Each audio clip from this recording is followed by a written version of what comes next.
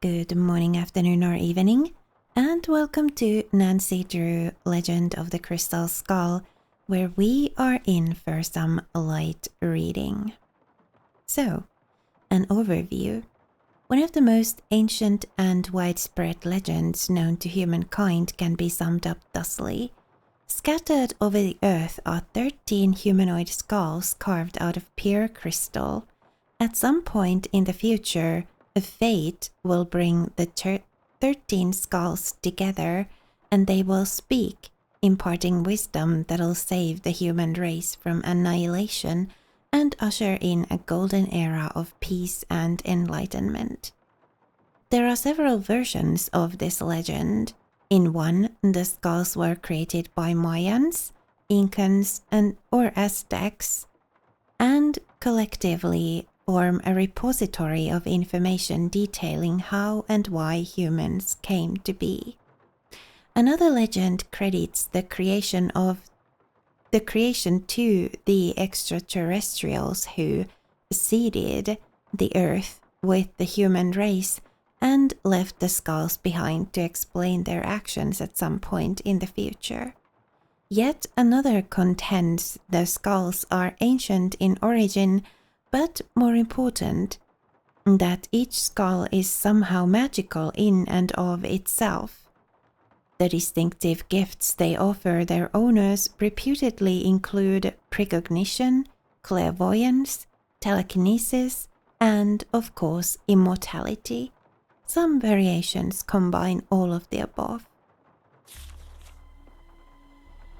What is both indisputable and intriguing about the general legend and its smaller, colorful variations is that several mysterious crystal skulls have indeed been discovered in the past millennium, turning up in all corners of the earth. What follows is an examination of everything that is currently known about these skulls, in hopes of separating the facts of their existence from the fantasies of human imagination. And what do we have here? Symbols.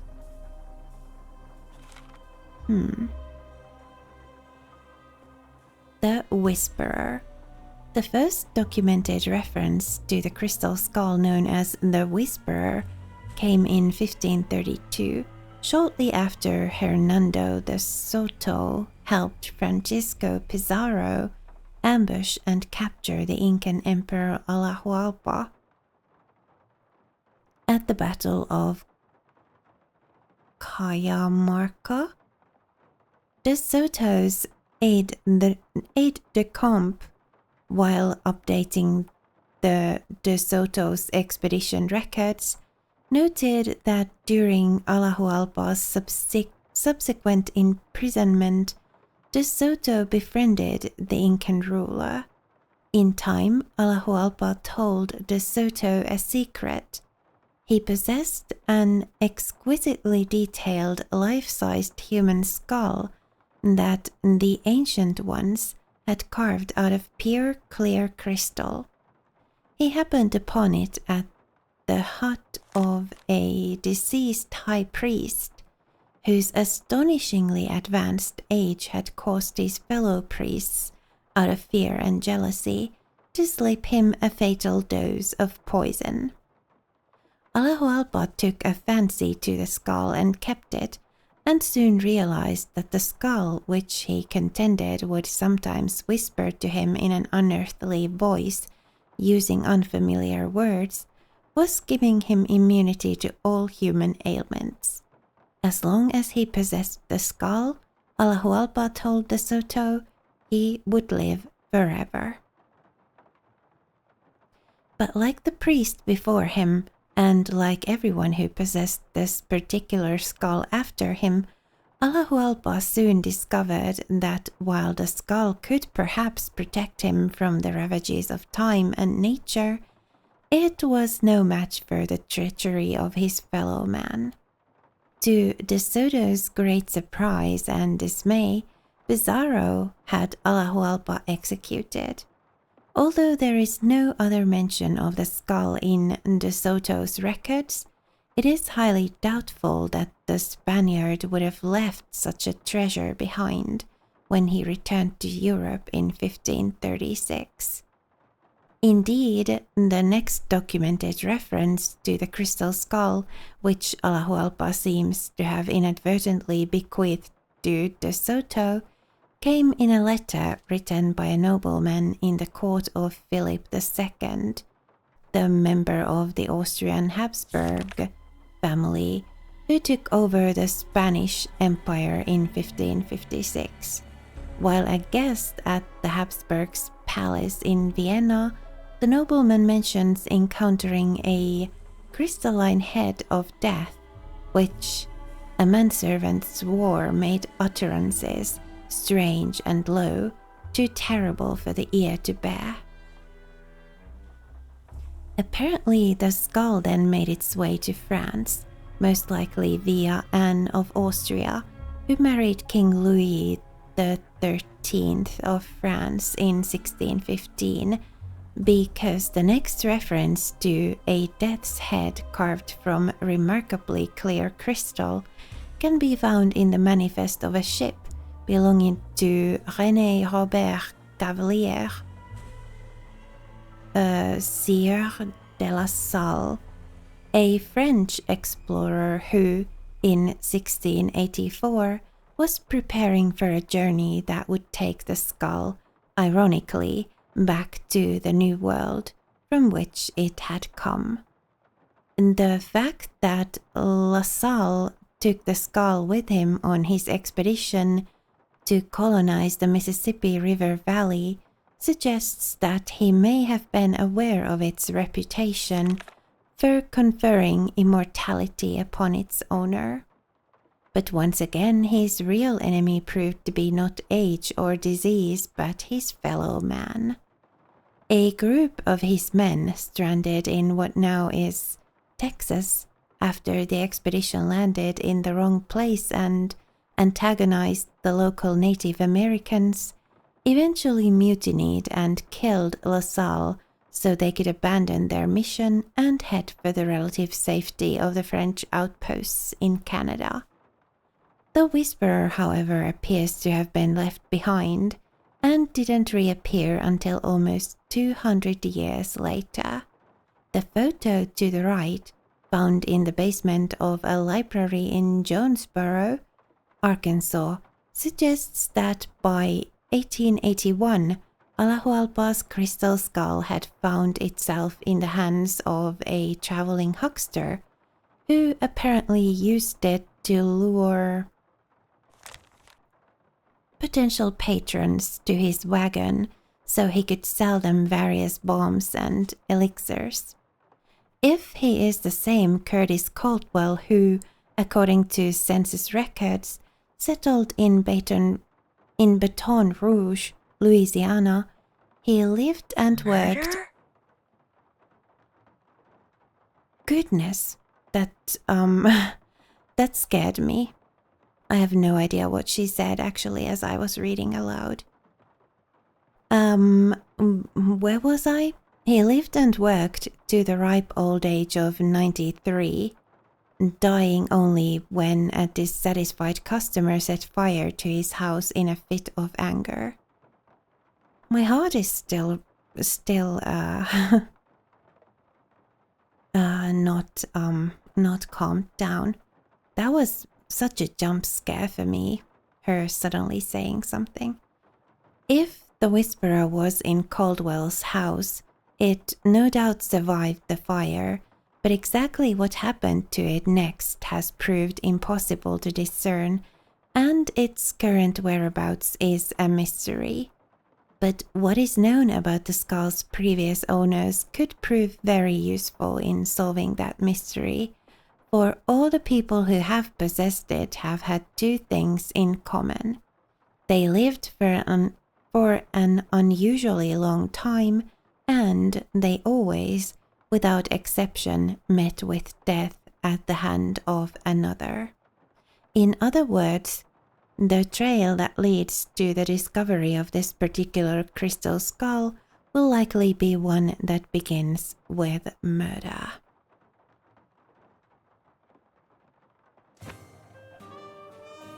Alright. Is there anything else for us to see here? Just the Crystal Skull book? Yeah. Alright. So I'm resuming our quest for paper.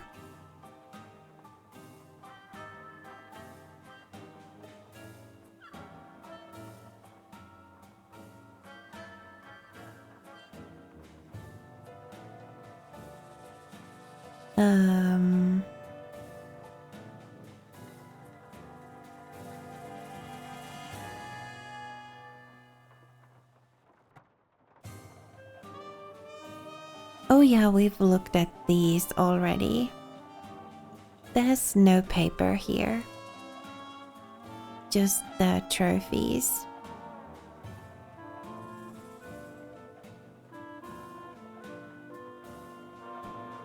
And we've already looked in here. We can't use any of the paper in here, right?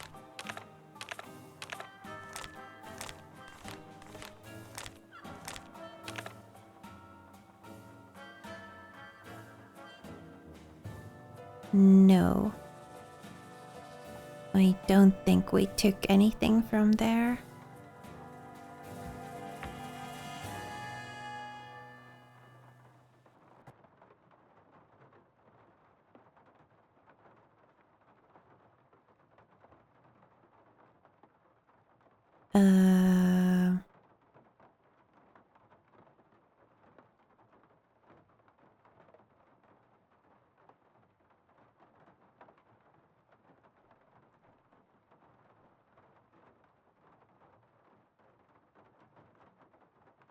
Nothing here.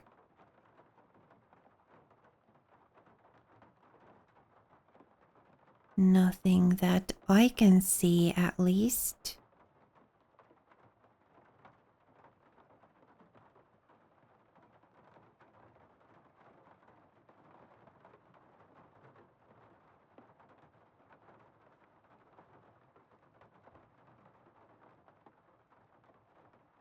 Alright. Can we talk to you some more?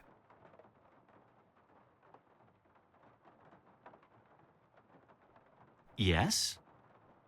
Oh, we can. Oh, plain paper, exactly what we need. How did Bruno die, if you don't mind my asking? Just dropped dead in the front hallway. I mean, the guy was 95 years old. Here, check it out. Myocardial infarction. That's doctor speak for heart attack. Attending physician Dr. Gilbert Buford, 504-555-9970. Was that Bruno's doctor? And his best friend, or so I'm told. I've never met him. Interesting keychain. That's one of Uncle Bruno's glass eyes. It's the one he was wearing when he died. How nice. Anything else? Do you know where I could find some plain paper? Thanks to that iguana, paper's like non-existent in here. Try asking Renee. I'll check back with you later. Groovy. Alright. Let's ask Renee. Hello again. Apparently we can talk to her about a lot of stuff now. Did Dr. Bolet ever say anything to you about a crystal skull? He may have referred to it as the Whisperer. No, he never so much as mentioned a crystal skull, whispering or otherwise. Were you in the house when Dr. Bolet passed away? I was indeed. I was in the library cleaning when all of a sudden I heard a big thump. I hurried out to investigate, and sure enough, there was Dr. Bolet lying by the front door. And as I rushed over to him, the door opened and in walked Gilbert Buford. He took one look at Dr. Bolet and hollered at me to call 911. So I ran back into the library and did just that. When I came back out, Gilbert was leaning over Dr. Bolet, listening for breathing, I suppose. And then he started pushing up and down on his chest. But it was too late. Even I could tell that Dr. Bolet was gone. What was he doing by the front door? I assume he saw Gilbert coming and was going to open the door for him. Not that there was any need. As you yourself discovered, people around here seldom lock their front doors during the day. But you know, in the back of my mind, I have always wondered about Gilbert Buford showing up at the door at that exact moment. I understand that Dr. Boulay had some interesting pets, like an iguana. That man never met a creature he didn't like. He'd train them to do all kinds of silly tricks, then let them run free, inside the house as well as out.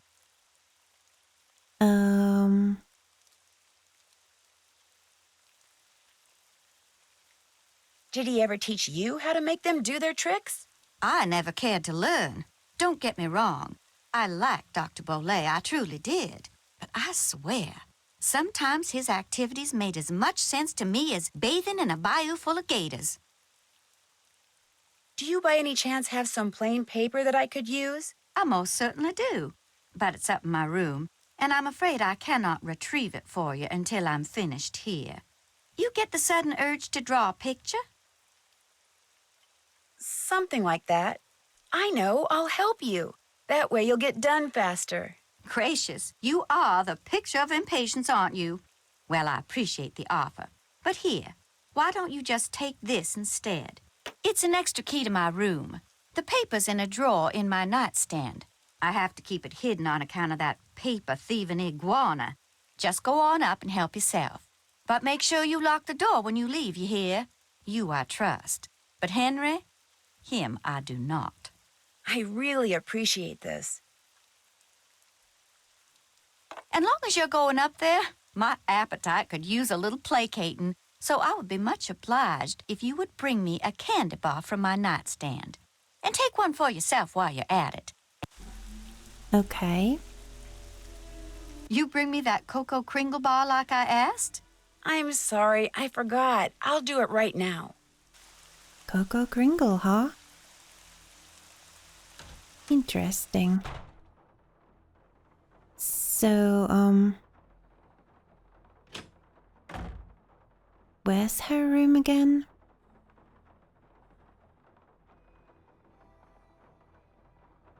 Is it up here?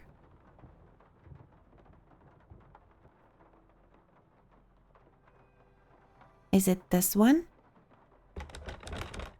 Yeah, I bet it is. Yep. Let's see what we've got here. We've got the bed and the nightstand. Can't take a look at the book. That's too bad. Paper.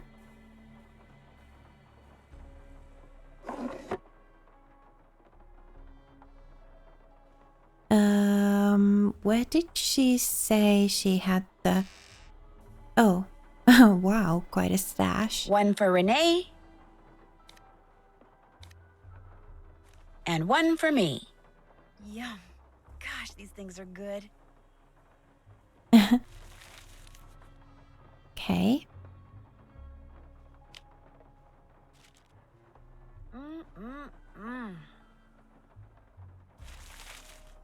Yeah, I don't think we need any more, but it's good to know there's plenty more there. What was that?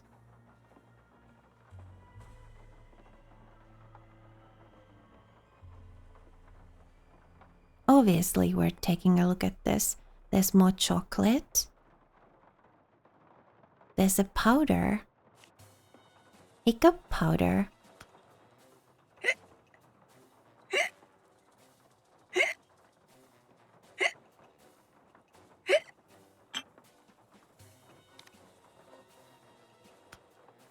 Okay. Yeah. I was just thinking maybe we could take it, but apparently not.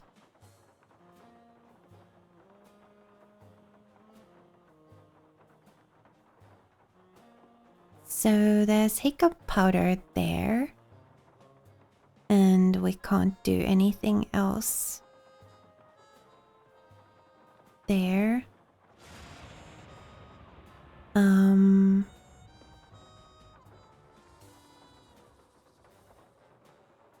sure this is significant in some way, but in what way?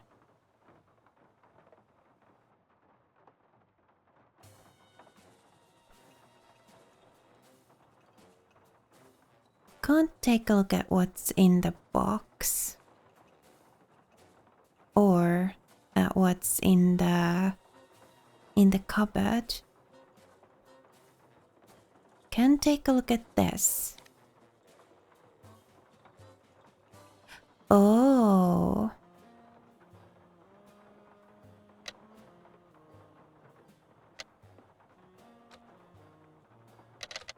Okay, I have to make a certain set of images here. And I bet the images I need to make are the ones on the wall. So, what do we have here?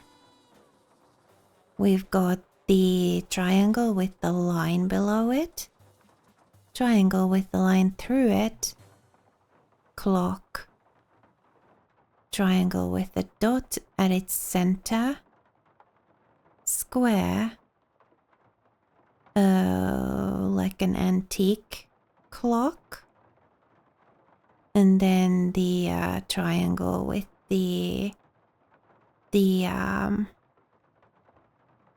what's this called? Some kind of a clef. I'm not going to remember this. I'll have to draw these and then I'll be able to get them in the right order. So just a sec, I'll do my best to draw these. Okay, I hope I got everything right. I actually even left a little space in the middle. Just so, because it is a little torn. It is possible that there's like a symbol here. But I'll go see if this is what we need. Alright. So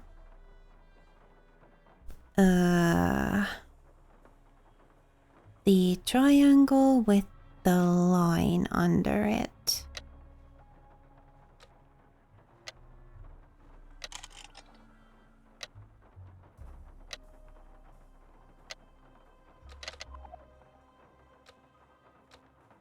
This is going to take me such a long time.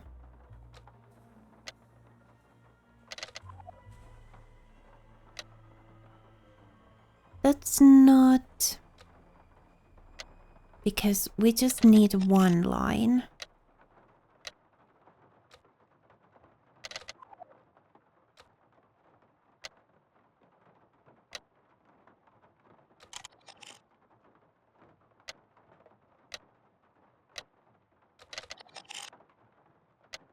Is there even a thing that just makes one line?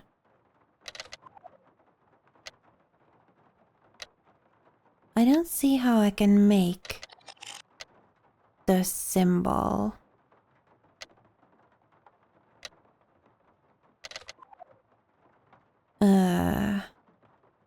I think... Oh, are these what I have to make? And not the ones on the wall? That would make more sense, wouldn't it? So, which one comes first and which, or does it matter which one's first?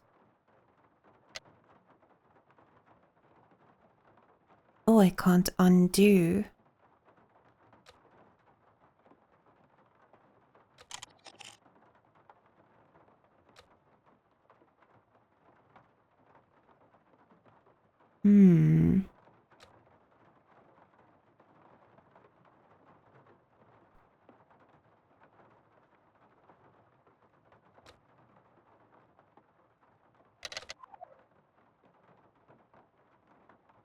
So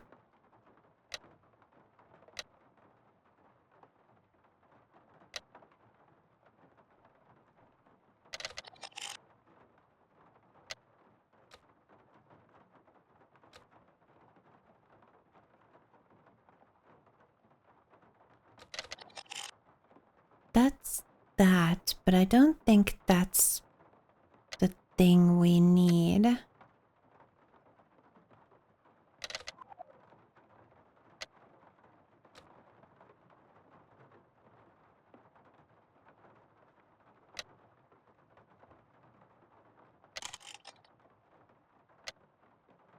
I need to find the thing that makes the hearts there.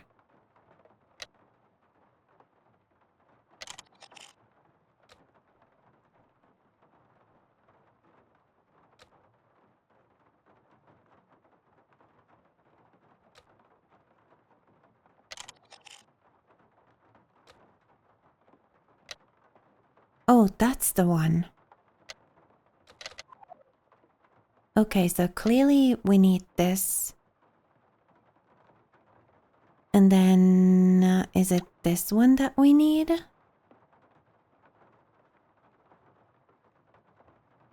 Or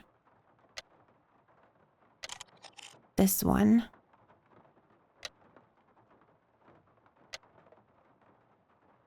This one, right? This looks more like the picture.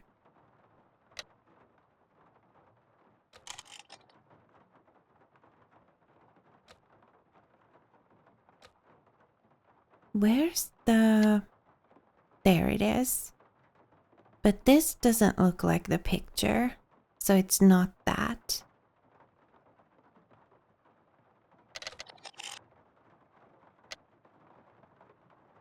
We need the thing up there.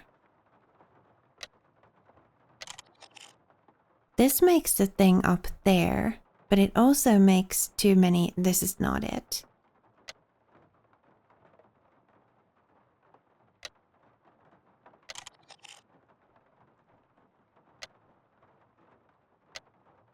Oh.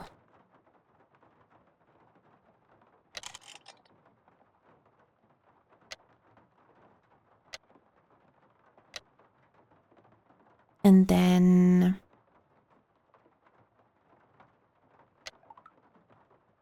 Oh yeah, these are what I need to make.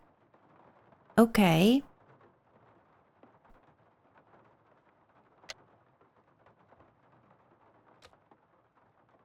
No. So it's that one. And then I need...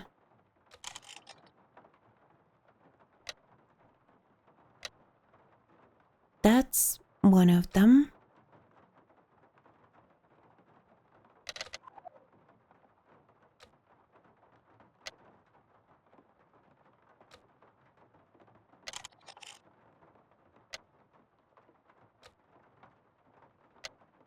Ah, that's how you make the heart.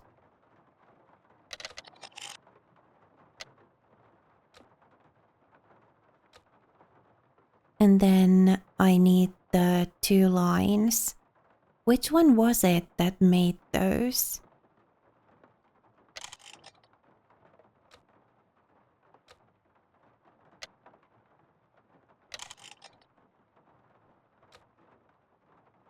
No, I don't need the one up there.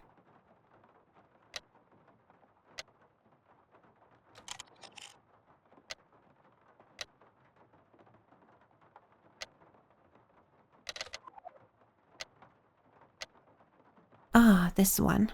Okay. So that, that, and that. And then I need these 2 as well. Where was the one that made the...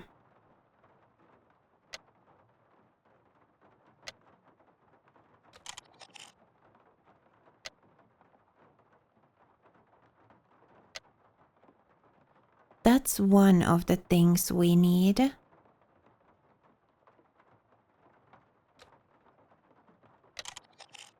And that's another. So these 3, and then... No.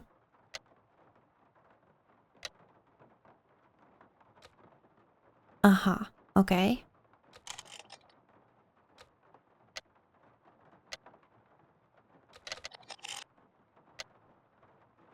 Where was it?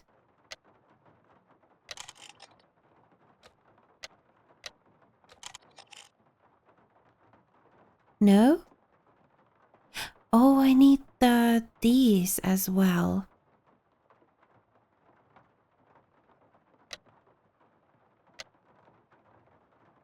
It's this one. So...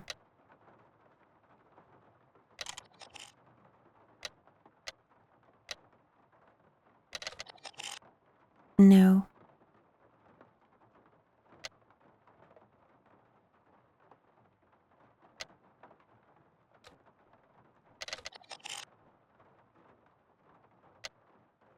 Oh, right, you don't need this one.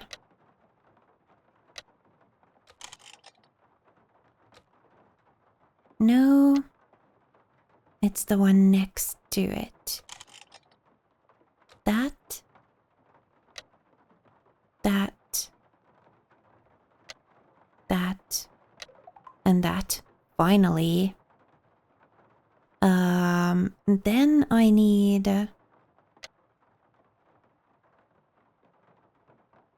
I guess I need this, actually. Got the right one by accident. No. I don't know. So this one definitely.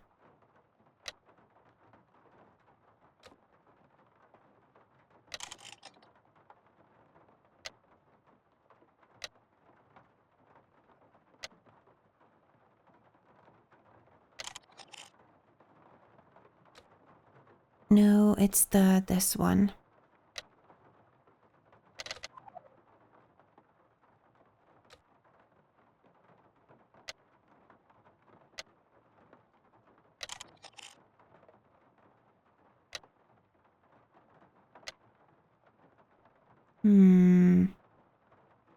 Maybe.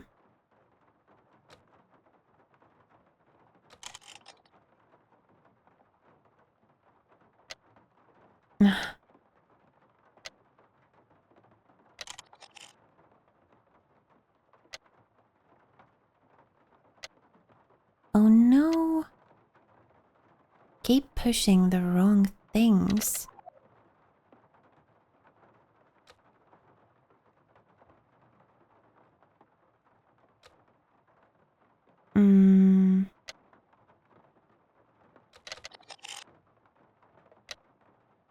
Where was it?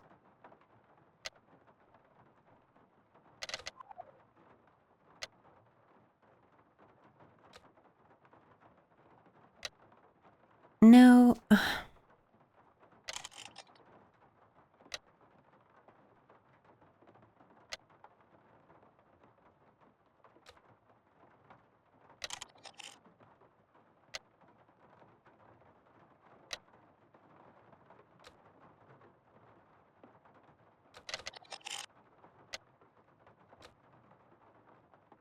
This is going to take me a while, I see. And then what was the last one? This one. No.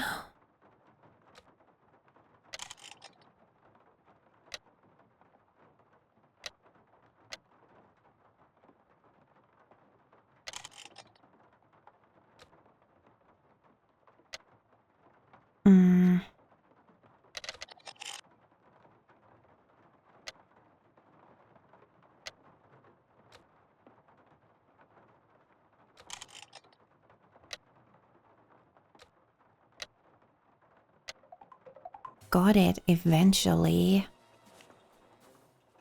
Hoodoo. Signs and symbols. Okay, well, we are just going to read. Well, I guess there's not really all that much to read. I'll just read through it. The main thing, I guess, is going to be these symbols because that's what we see on the wall there. There's Ba and Za and yeah. These are what we see on the wall. Spectriloquy.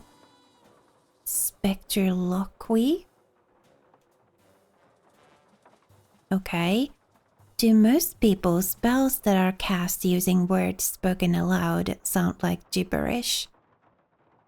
Repetitive, nonsensical, and annoying. But these are powerful spells indeed, so powerful that there are only two ways to negate them. One is to discern the precise meaning and purpose of the spell and to vocalize the appropriate counterspell. But this demands intimate knowledge not only of hoodoo words, but of the motivations of the spell's creator, and this is often impossible. The more common method of disenchantment involves writing the symbolic equivalent of the spell on an object placed between the originator of the spell and its recipient. Okay. A practice known as spectriloquy. Once a spell is broken down into individual sounds, each sound is translated into a letter from the spectral alphabet and then drawn left to right on a fence, wall, window, etc.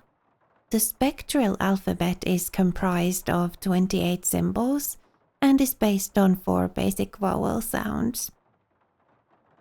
Almost all hoodoo words can be represented by modifying these 4 basic symbols. Okay.